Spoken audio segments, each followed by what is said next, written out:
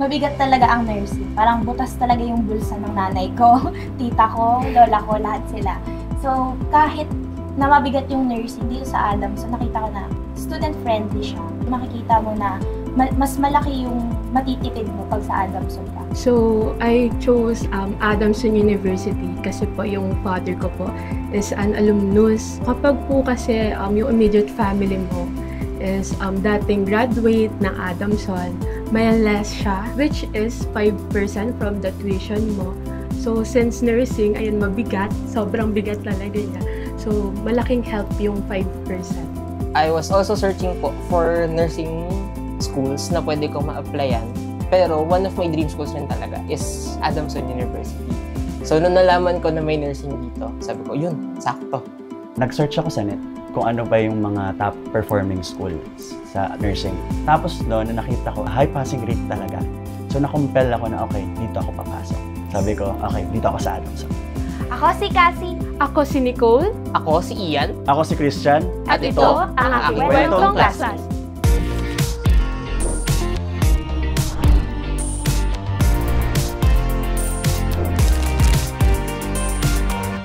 From the start pa lang, talagang naging helpful na yung College of Nursing sa growth ko as a person, as a student nurse, and as a nurse in the future.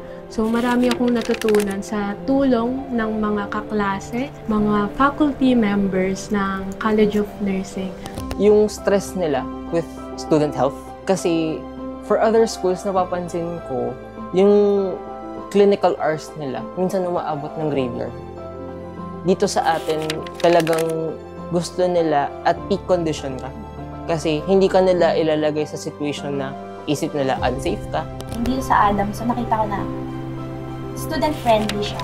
Yung education and yung immersion namin, duty namin, hindi siya nako-compromise because affordable yung tuition namin. Na-feel ko na ang ganda ng program ng Adamson.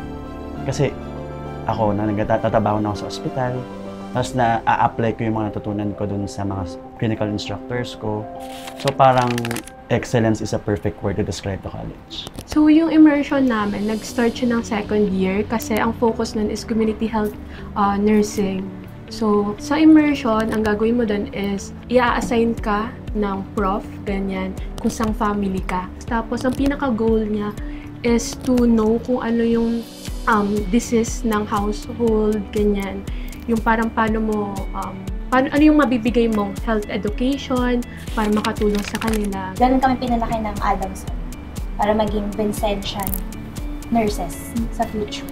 Gaya nun sa outreach, sa community health nursing, akala namin, kakasya ba to? Pero pag tinignan mo, by group kayo, so mapagkakasya nyo kasi by group kayo mag-aambagan para sa mga pasyente nyo. Yung isang sa mga line na Adamson, prayer na compassion for those who have less. Kailangan mo mag-give back sa community. Kasi meron kang natatanggap na blessings. So dapat ibigay mo at i-share mo sa community. So yun yung natumatak sa isip ko na galingan at ipakita ko ano yung skill na meron ng isang Adamson nurse. Na kailangan competent, kailangan caring sa mga pasyente, sa community. Actually, ang training sa Adamson College of Nursing super galing. Ang gagaling nilang magturo. Ito pa lang sa skills lab, chine-check o pinapolish ng mga faculty members po namin kung ano yung mga galaw namin.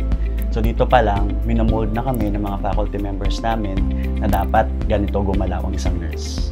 So paglabas namin na Adamson, dala-dala po namin yun hanggang sa ngayon. Kung ano yung nakikita namin sa hospital duty, nakikita rin namin dito sa skills lab namin. So such as yung mga veins, gano'n, nakikita namin siya. Parang nai-imagine namin or nai-envision namin yung gagawin namin sa hospital kahit nandito lang kami sa skills lab. Kaya nga parang tinawag po ito na mimic hospital kasi parang super complete na siya. Classmate culture for me, I think sense of solidarity. Kasi with that word, strong word for comradeship, like kahit saan ka mapunta, for example, sa labas nagta-travel ako, makakita lang ako ng Adamson yan, hey, classmate! So nakikita mo talaga yung sense of belongingness na talagang feel mo belong kapag Adamson. Kapag may kasama kang classmate, ganyan, parang mapipil mo na at home ka, yung feeling na at ease, safe ka, ganyan. So for me, yung Adamson kasi is my second home. you treat each other as friends. And to the point na parang nagiging family na kayo. Kasi you care for each other. Once you call sa one classmate, kahit hindi mo talaga siya kakilala, you bring them into a culture that is one. Kasi nga, you're all from one school. You're from Adamson University. You are a certified classmate. Sense of family. Parang close na kayo kaagad, kahit hindi kayo magkakilala. Ang spirit ng Adamson talagang kahit saan ka magpunta. Basta once a Falcon, always a Falcon. I am Cassandra Joan Ildefonso. I'm Nicole Bianca S. Luz. I'm Ray Christian Moreno. I am Ian Benedict Navarrosa. And I am a proud Adamson Adamson classmate. classmate. Classmate! Classmate. Classmate, Dito ka na sa ADU.